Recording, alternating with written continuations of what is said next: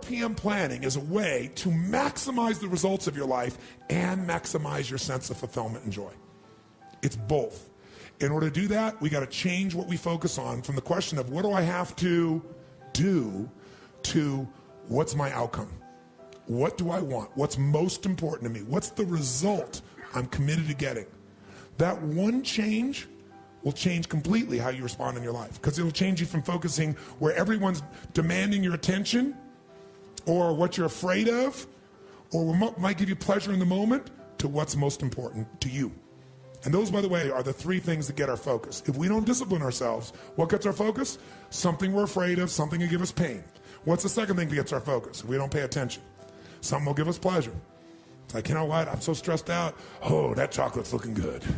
Oh, that, I'm going to go over to have my little coffee, my smocha mocha doka cream, this thing and that thing, and I'm going to escape for a few moments. Because the focus is how to feel good. How to not feel bad, how to feel good. What's the third thing that gets your focus? Other people's demands. Where do they come from today? Where do you get other people's demands? Only face-to-face? See, you used to have that one handled, right? Okay, well, I know they're coming down the elevator. I'll go over here.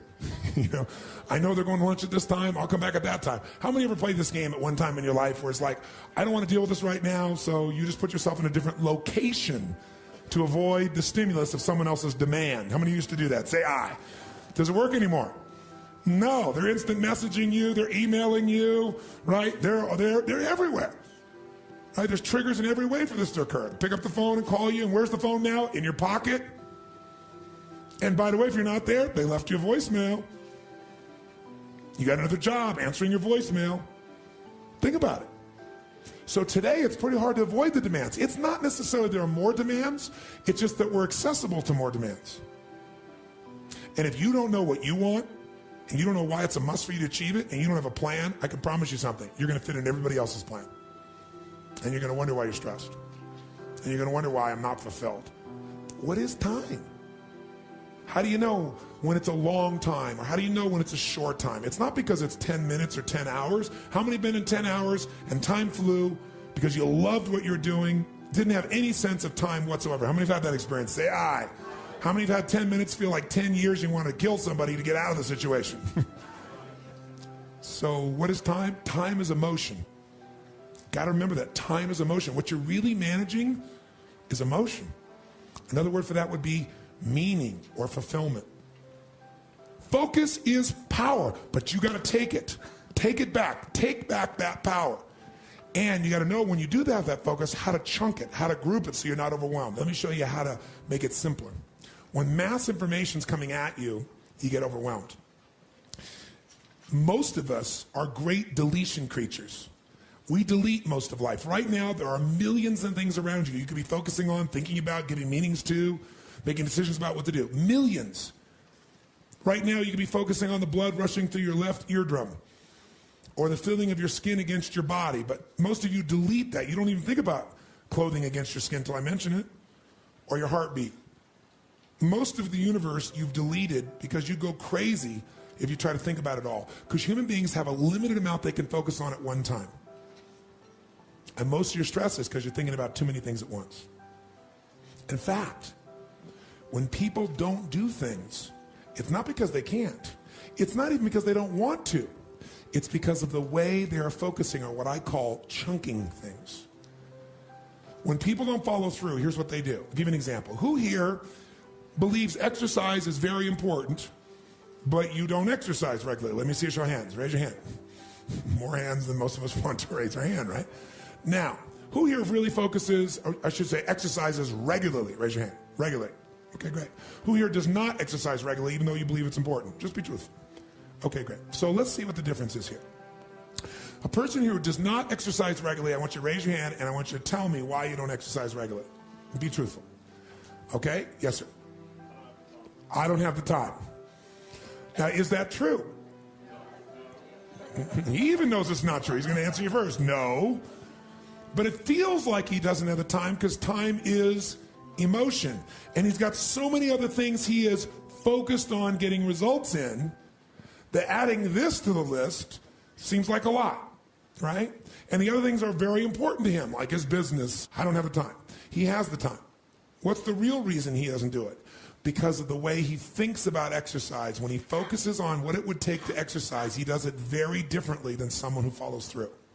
When you think about exercising, what's involved? At the moment, about mile 14 of the London Marathon. Quite painful. Okay, he starts thinking about, I got to get to mile 14 of the London Marathon, and that even the thought of trying to get to the 14th mile, much less the 25th mile, is like beyond my imagination right now. So he is what I call over-chunked. He's not thinking about what he wants. He's thinking about what's painful. You just saw a perfect example. He's not even thinking about victory or succeeding. So the chance of him following through on something that he associates major pain to, when he can do something else right now he can feel competent or successful at, his chances of following through are very limited. How many will follow that? Say I. His focus is on failure. His focus is on pain. That's why he isn't following through. Okay? He's also focused on the 14th mile of a marathon rather than today's workout. Which one seems more daunting to you? So when you think of what it, and here's also what he's thinking about. He's thinking about the process, not the outcome or result he wants. And when you think about what it's going to take to do something, usually it takes a lot and you're not going to want to do it. So he's overchunked himself. He's trying to eat the whale whole without taking any smaller bites. And it seems too big for him, so he says, well, I'll do it when? Later. As my Australian friends would say, later.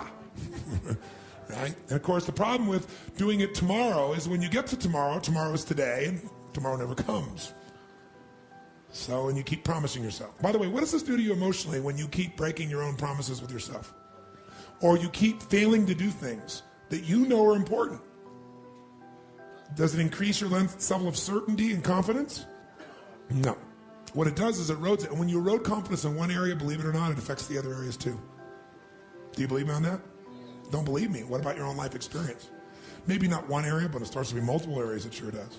Another reason why somebody doesn't exercise or do anything is because they don't just chunk it too big, they chunk it in too many details. I'll give you a perfect example. So I asked somebody one time, I said, okay, how important is exercise? Oh, exercise is extremely important. Really? Okay, good. And tell me, why don't you exercise regularly? Well, I just don't have time. Okay, everybody gives that answer. That sounds wonderful. So tell me, though, don't tell me about how much time you don't have. Tell me this. When you think about exercising, what do you think about? Which is a way of saying, what do you focus on? And so this woman says to me, well, my gosh, I mean, what do you mean what do I think about? Well, let's say I said to you, you got to start exercising, and I'm going to put a gun to the head of your children, and I will do very horrible things and hurt them badly if you don't exercise. Could you do it? Oh yeah, I could do it. You know, if some mafia person came here and said, I'm going to kill your children if you don't exercise every day, how many think you could find a way to exercise every day, no matter what your time constraints may be? So remember this. Remember this. Change is never a matter of ability. It's always a matter of motivation. I'll say that again. Change is never a matter of ability. It's always a matter of motivation or drive, having strong enough reasons. If you got a strong enough reason, you could figure out the time, couldn't you?